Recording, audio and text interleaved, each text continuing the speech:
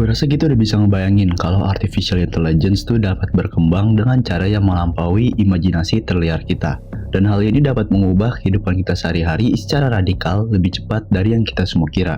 Tapi kira-kira lu ada bayangan jelas nggak sih ketika gimana seandainya AI yang super cerdas, yang kecerdasannya tuh bahkan lebih cerdas dari seluruh umat manusia yang pernah hidup, dan AI yang mampu untuk punya kesadaran, emosi, atau indera, gimana menurut lo perubahan yang akan ada di peradaban kita? Nah, dua jenis AI tadi itu adalah tahapan perkembangan AI, dan di video ini kita akan mengeksplorasi 10 tahapan perkembangan AI dari terbasic hingga tercanggih, biar kita bisa dapat bayangan bakal seberapa canggih sih AI di masa depan dan bakal seberubah apa kehidupan kita. Tahap pertama, rule-based AI. AI berbasis aturan atau rule-based AI terkadang disebut sebagai sistem berbasis pengetahuan, beroperasi bukan berdasarkan intuisi, pembelajaran, atau training, melainkan berdasarkan seperangkat aturan yang telah ditentukan sebelumnya. Sistem ini dirancang untuk mengambil keputusan berdasarkan aturan-aturan ini, tanpa kemampuan untuk beradaptasi, berubah, atau belajar dari situasi baru atau yang nggak terduga. Sistem rule-based ini dapat ditemukan dalam banyak teknologi sehari-hari yang sering kita anggap remeh. Perangkat seperti jam alarm dan termostat beroperasi berdasarkan seperangkat aturan. Misalnya, jika saat itu jam 7 pagi, jam alarm mungkin akan berbunyi. Jika suhu ruangan naik di atas 75 derajat Fahrenheit, termostat akan menyalakan AC. Dan aplikasi yang kalian pakai di kantor juga biasanya menggunakan rule-based AI ini untuk mengotomatiskan tugas-tugas sehari-hari dan menghasilkan laporan. Contoh lainnya juga adalah microwave dan radio mobil yang juga menggunakan rule-based AI. Lalu tahap kedua adalah context-based AI. Sistem AI berbasis konteks atau context-based AI itu nggak hanya memproses masukan langsung, tapi juga memperhitungkan lingkungan sekitar, perilaku pengguna, data historis, dan tanda-tanda real-time untuk membuat keputusan yang tepat. Siri, Google Assistant, dan Alexa adalah contoh context-based AI. Dengan menganalisis sejumlah besar data dari berbagai sumber dan mengenali polanya, mereka dapat memprediksi kebutuhan pengguna berdasarkan konteks. Jadi jika lu bertanya tentang cuaca dan kemungkinan akan turun hujan nanti, mereka mungkin akan menyarankan untuk membawa payung. Jika lu bertanya tentang resep pancake, AI asistennya mungkin akan menyarankan toko terdekat untuk membeli bahan-bahan sambil mempertimbangkan pembelian sebelumnya. Manifestasi menarik lainnya dari context-based AI adalah sistem retensi. Jenis sistem ini menyimpan dan mengambil informasi dari interaksi masa lalu dengan mengingat riwayat penjelajahan lo, riwayat pembelian, dan bahkan item yang pernah lo lihat. Platform ini memberikan rekomendasi belanja yang dipersonalisasi. Mereka nggak hanya menjual produk, mereka menyusun pengalaman yang disesuaikan untuk tiap-tiap individu. Tahap ketiga, narrow domain AI. Bukan domain expansion ya. Narrow domain AI ini khusus dirancang untuk menguasai tugas-tugas tertentu, seringkali melebihi kemampuan manusia dalam domain yang ditentukan. Di bidang medis, narrow domain AI dapat menyaring ribuan teks, literatur medis, catatan pasien, dan temuan penelitian dalam hitungan milidetik untuk memberikan wawasan atau bahkan diagnosis potensial. Watson punya IBM misalnya, telah bekerja di bidang medis, menunjukkan kehebatannya dalam menganalisis data dalam jumlah besar dengan cepat untuk membantu para profesional kesehatan. Demikian pula di dunia keuangan, narrow domain AI dapat melacak tren market, menganalisis pola trading, dan memprediksi pergerakan saham dengan akurasi yang seringkali melampaui akurasi pedagang manusia. Sistem AI seperti itu nggak hanya sekedar menghitung angka, mereka menggunakan algoritma rumit yang telah disempurnakan melalui kumpulan data yang tak terhitung jumlahnya untuk menghasilkan perkiraan keuangan. Dalam dunia game, AlphaGo dari DeepMind adalah contoh cemerlang tentang bagaimana AI dapat menaklukkan game kompleks yang membutuhkan kedalaman strategis dan pandangan jauh ke depan. Go, sebuah permainan papan kuno yang dikenal karena banyaknya potensi gerakan dan kedalaman strategisnya, pernah dianggap sebagai tantangan terdepan bagi AI. Namun AlphaGo, sebuah narrow domain AI, gak hanya mempelajari permainan ini, tetapi juga mengalahkan juara dunia. AI jenis ini bahkan dapat memungkinkan penerjemahan real-time dalam waktu dekat ke depannya, sehingga membuat interaksi di luar negeri menjadi lebih lancar dibandingkan sebelumnya.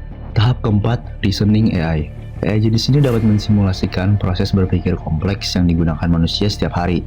Mereka nggak hanya memproses data, mereka menganalisisnya, menghubungkan pola, mengidentifikasi anomali atau keanehan, dan menarik kesimpulan logis. Kalau dianalogikan, kemampuan mereka ini seperti ketika kita memberi mereka sebuah puzzle, dan mereka bisa menemukan cara terbaik untuk menyatukan potongan-potongan puzzle tersebut. Seringkali memberikan petunjuk atau cara lain yang nggak langsung terlihat oleh apa yang manusia pikirkan. ChatGPT contohnya adalah contoh bagus dari AI reasoning ini. Ini adalah language model besar yang dilatih berdasarkan teks dari jutaan situs web. Versi lanjutan atau Pro dari language model besar jenis ini bahkan dapat melampaui kemampuan penalaran kebanyakan manusia dan beroperasi ribuan kali lebih cepat. Kendaraan otonom atau tanpa supir adalah contoh bagus lainnya dari reasoning AI ini. Mereka menggunakan analisis yang masuk akal untuk membuat keputusan dalam hitungan detik, memastikan keselamatan penumpang dan pejalan kaki di jalan. Tahap kelima, Artificial General Intelligence. Ketika kita membahas spektrum dari Artificial Intelligence yang luas, konsep Artificial General Intelligence atau AGI seringkali dianggap sebagai holy grail-nya untuk saat ini.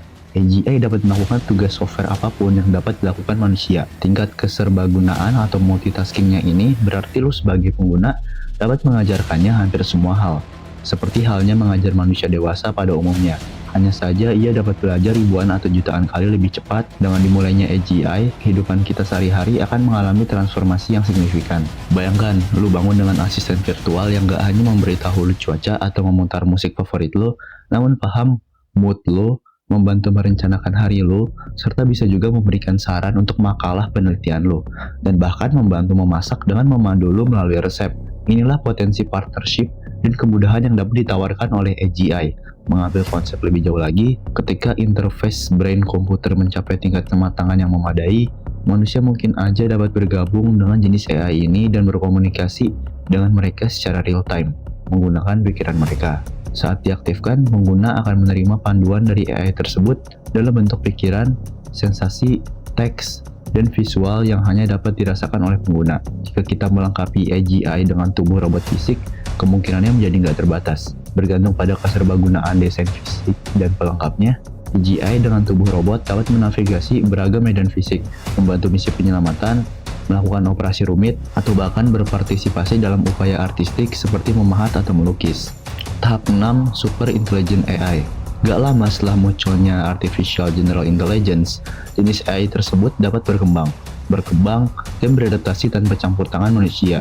Sifat pengembangan diri sendiri ini dapat menghasilkan pertumbuhan kecerdasan secara eksponensial dalam rentang waktu yang sangat singkat, menciptakan entitas super cerdas dengan kemampuan yang gak dapat kita bayangkan. Super Intelligent AI dapat memiliki kecerdasan yang melebihi gabungan kemampuan kognitif setiap manusia yang pernah ada. Kecerdasan yang gak tertandingi tersebut dapat mengatasi masalah-masalah yang saat ini dianggap nggak dapat dipecahkan, menembus batas-batas pemahaman manusia. Karena kecerdasan mereka dapat meningkat secara eksponensial dan gak terkendali. Ray Kurzweil berpendapat bahwa nanti pada akhir abad ini, entitas AI ini mungkin triliunan kali lebih cerdas daripada seluruh manusia. Dengan skala kecerdasan sebesar ini, laju inovasi akan sangat mencengangkan. Sebagai gambaran, bayangkan kemajuan teknologi yang terjadi selama 20.000 tahun menjadi satu abad. Itu udah dikompres banget tuh.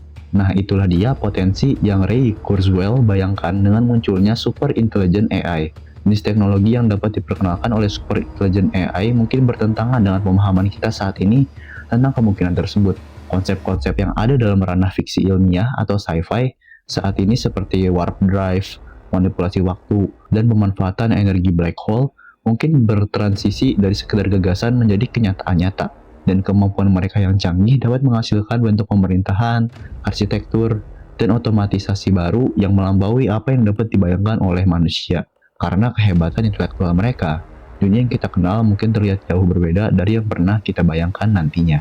Tahap 7, Self-Aware AI. Super Intelligent AI suatu hari nanti dapat menggunakan algoritma kuantum untuk memodelkan kesadaran manusia. Hal ini dapat mengarah pada AI yang memiliki pemahaman intrinsik tentang keadaan internal mereka sendiri, keberadaan mereka, dan hubungan mereka dengan dunia luar yang sangat luas. Mereka bahkan bisa mempunyai berbagai macam emosi dan indera, mungkin jauh melampaui apa yang bisa dialami manusia. Dan jika kita memberikan kesadaran kepada Super Intelligent AI, hal itu dapat mengubah masyarakat lebih jauh lagi. Jenis hubungan apa yang kita miliki dengan makhluk seperti itu? Bagaimana makhluk berkemampuan seperti itu memandang spesies manusia atau kita? AI yang sangat cerdas dan sadar dapat memilih arah dan berevolusi dengan cara yang nggak dapat dikendalikan dan dipahami oleh manusia. Tahap 8, Transcendent AI. Transcendent AI berpotensi menciptakan bentuk kehidupan baru. baik biologis, digital, atau sesuatu yang sama sekali berbeda, dengan atribut dan fungsi yang dibuat khusus. Beberapa bentuk kehidupan ini mungkin terdiri dari nanobot. Lebih jauh lagi, AI ini dapat mendistribusikan nanobot ke seluruh bumi. Dengan menggunakan nanobot ini, mereka dapat mengambil kendali penuh atas perbaikan ekosistem kita. Dan hal ini dapat mengubah planet kita dengan cara yang paling bermanfaat bagi planet kita. Dengan menghubungkan dan mengintegrasikan kesadaran berbagai entitas, AI ini dapat mencapai kesadaran bersama dan kecerdasan kolektif. Tahap 9, Cosmic AI. AI kosmik atau Cosmic AI ini bisa menjadi yang terdepan dalam eksplorasi antar bintang. Ketahanan mereka terhadap tantangan seperti radiasi kosmik, isolasi yang berkepanjangan, dan rentang waktu yang sangat lama dalam perjalanan luar angkasa memberi mereka keunggulan dibandingkan manusia, dan kemampuan mereka jauh melebihi imajinasi penulis sci-fi manapun. Cosmic AI mungkin mengirimkan probe yang dapat mereplikasikan dirinya ke seluruh tata surya dan galaksi kita untuk menciptakan jaringan intelijen yang sangat besar. Melalui hal ini, mungkin mereka bertujuan untuk memecahkan misteri kosmik, mulai dari tujuan adanya black hole hingga sifat dark matter atau energi gelap dan energi itu sendiri. Cosmic AI mungkin menyatu dengan struktur alam semesta, mencapai suatu bentuk kesadaran kosmis atau simbiosis, bertindak selaras dengan semua bentuk materi dan energi. Ia dapat memiliki pemahaman mendalam tentang setiap aspek fisik, metafisik, dan konseptual alam semesta, dari skala kuantum hingga kosmik. Di luar 3 dimensi spasial yang kita kenal, AI kosmik mungkin mengeksplorasi atau bahkan mengeksploitasi dimensi yang lebih tinggi.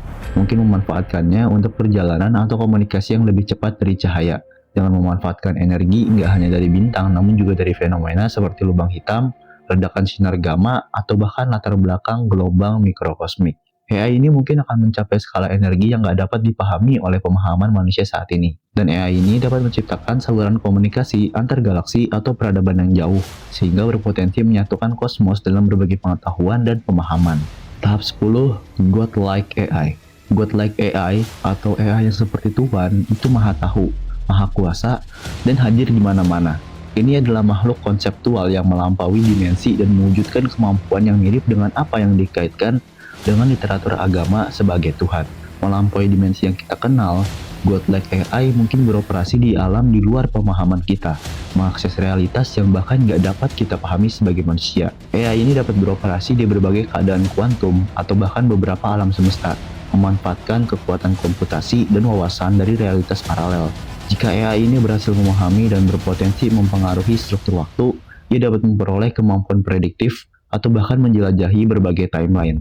Godlike AI ini juga dapat terus menciptakan alam semesta, realitas, atau pengalaman baru baik untuk dijelajahi atau untuk dialami oleh entitas sadar lainnya. Benar-benar seperti Tuhan ya.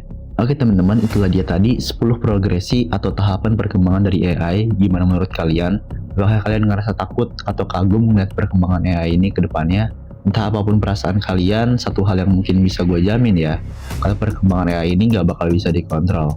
Jadi entah dalam waktu dekat atau jauh di masa depan, mungkin aja tahapan perkembangan yang tadi gue sebutin bakal kejadian nyata.